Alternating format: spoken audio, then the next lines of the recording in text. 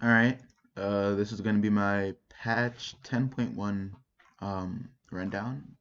First patch of the season, I'm pretty sure. Um, Set.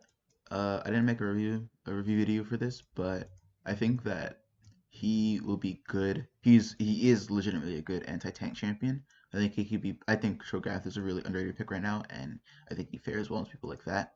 Um, However, I'm not sure right now he would be the strongest. I still haven't really played with him on PvE yet, so I'm not exactly sure what his exact numbers are. I pretty much only saw the announcement for him.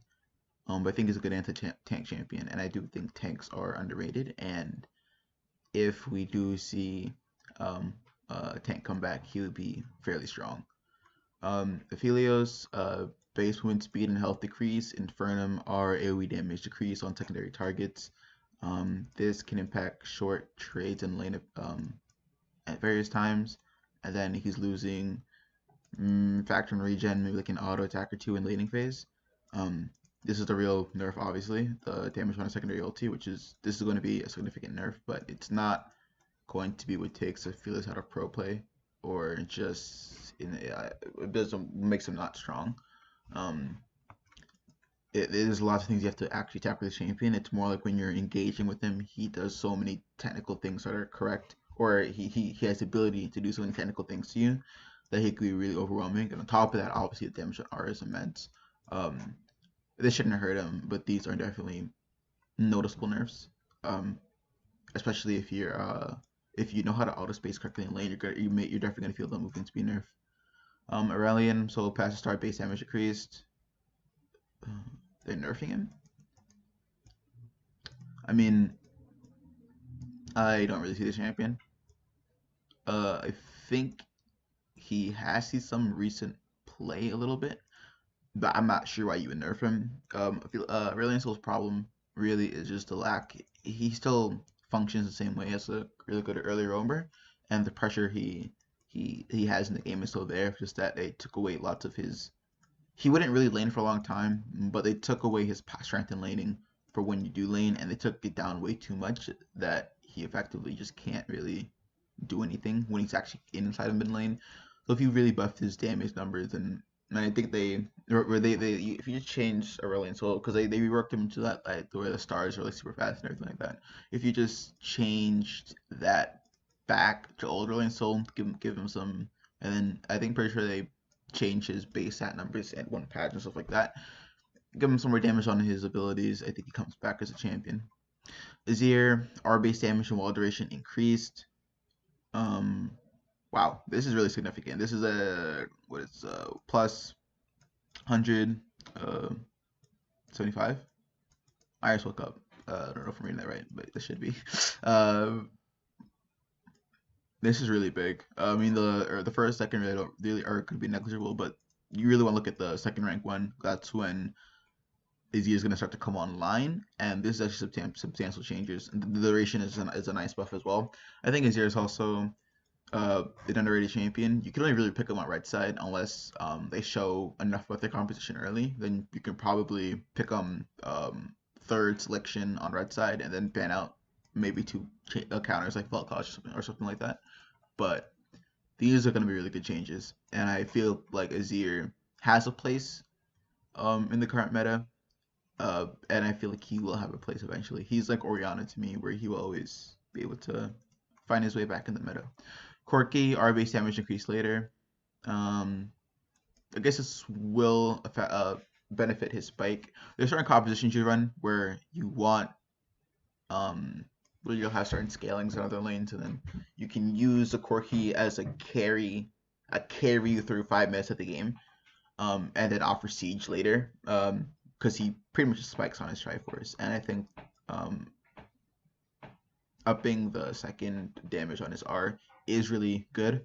However, I don't think it's really what brings not he's not that he's dead. It's not really what propels him into a S tier spot within mid lane. R that works through Rage Blade. Okay, I mean it's nice, but it's not really gonna change anything. Q can EQ base damage increase later. 105 to 110 to 305 to 330.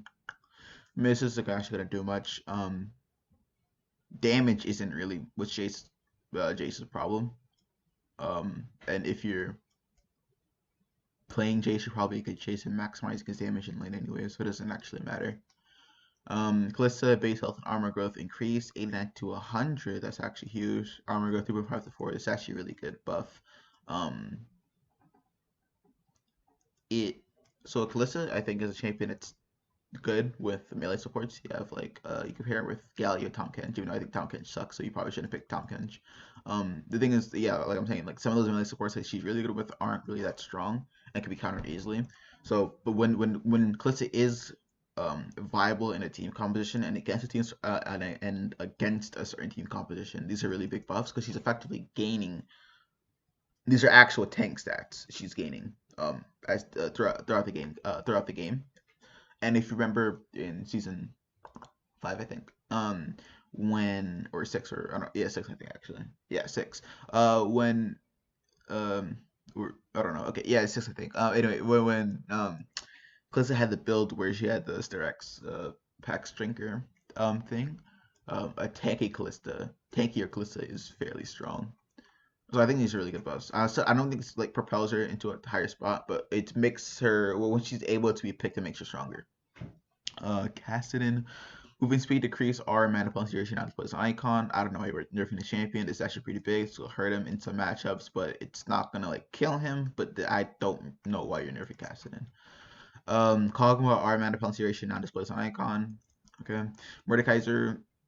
Okay, so passive duration increased movement speed now flat. I think Mordekaiser is a champion right now that needs you need to nerf stuff like this, like his movement speed, small things like that. Maybe hit ticks on some of his damage. Maybe that. Or actually, no.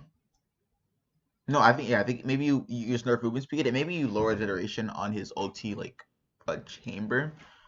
Um, However, I don't really think he's that strong. I think he's suppressed when he's ahead. I think he's like an S tier champion. But I think he actually. It's gonna sound strange, but I think you do buff him in other places, but you nerf him places that makes him annoying and that can make him oppressive. So I think nerfs like this with movement speed are really good, and duration, passive duration, those are really good. And then you compensate in other areas, and I think he'll be a much more healthier champion. Nami E now also empowers the target's abilities. E empowers the target's next 2 basic attacks. Empowers the target's next 2 basic attacks and abilities. Is this going to be like next 3 attacks and 3 abilities, or not? I'm guessing it's going to be auto Q all of that, and then you're done. But this is a really strong buff. I think Nami can be picked as counters in some metas, but I do think if the meta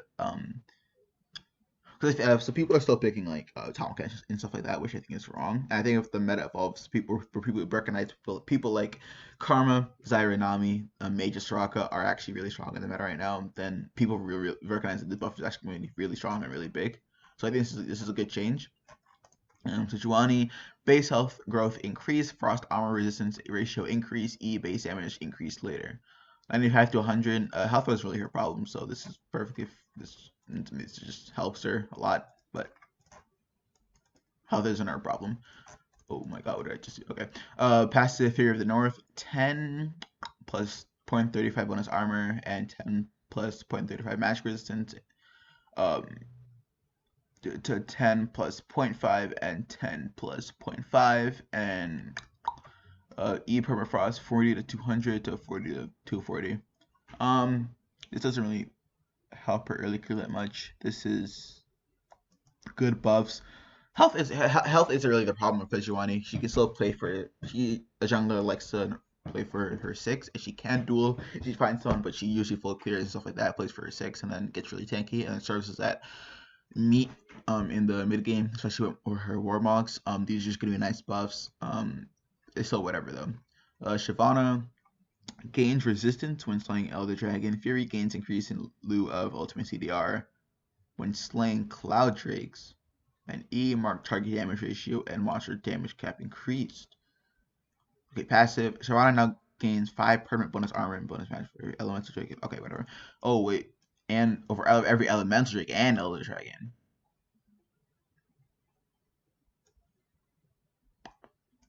Okay.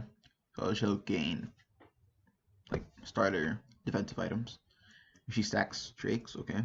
Raging Wind Cloud now increases Shivani's Fury gains by 10, 20. Ooh. That's actually really good. Flame. So I think Dragons are really weak right now, but if Riot starts like designing champions, I know it's your theme to like want to take down dragons, but if they actually like made it so that like they buff champions in a way that made clouds more useful, that'd be really interesting. Flame Breath, 3.25% of target max health, 3.75. That's really good.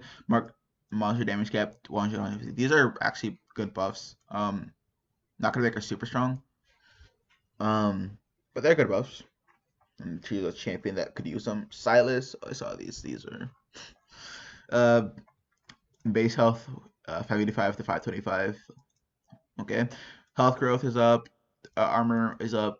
Armor growth, magic resist growth down quite a bit actually. Magic resistant growth is up though. Okay, so passive Petrificate Burst 1.1.2 to 1.1.25. The range is 400 to 300. Now grants on 60% attack speed. I didn't see that. 2 to 3 stacks, and now executes secondary target. What? Oh.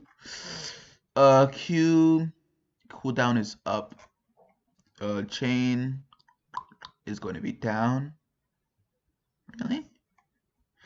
Detonation damage is up though. Domination minion damage reduction up. No longer slows enemies. Can only be castering abduct. Caged. Oh. Removed basic attack reset. Damage is going to be the ratio is going to be up. Okay. Cooldown is going to be lowered. No longer deals 50 increased damage to targets. Heals for 75%. Heals up to 100% more health. What the? Okay. And then the mana cost is up. Obviously. Imagine if that was still 40. No longer resets auto attack. Resistance ratio. Oh, ratio is down, but damage is up. 130 to 280. I mean, max is last actually, so never mind. No longer gains a max. Oh, that's really big in lots of matchups. 40. No longer. So they basically just gave him a bunch of damage, but then made it so he's like the easiest champ in the game. Okay. So he's just gonna be. I mean, I don't know the exact numbers, but he could just be like broken because he has damage, and then it's gonna be like a new Rise. I'm actually sad because I feel like his highlights came out, he wasn't actually at OP, but he was being picked a lot. I think they could have just kept him, maybe like slight nerfs, and then kept him like that forever, and he would have been fine. People still complain because people like still stay on champions for way longer than they're actually good, like Tom Kench. But yeah, that's sad. Varus Q and Blood cooldown refund decrease 20 to 12 to 18 to 10 to 4 to 3. Okay. Varus is underpicked in my opinion, but he's not broken, and this isn't gonna propel him. Vi remains stoppable for duration. Okay. That's not gonna do anything to the champion. Champion's bad. Zyra 30% would not sack into 25% sack up to 2 times, but only once per plant. It's decreased, but it stacks up to 2 times. I think Zyra's really strong right now. I don't think it really changes her. I just think she's strong. She's not picked as much. I think she.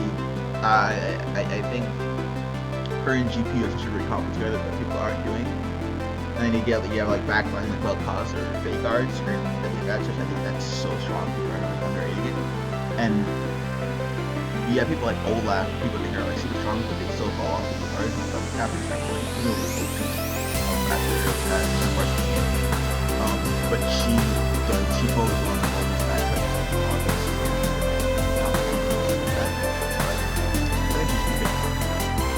Support items.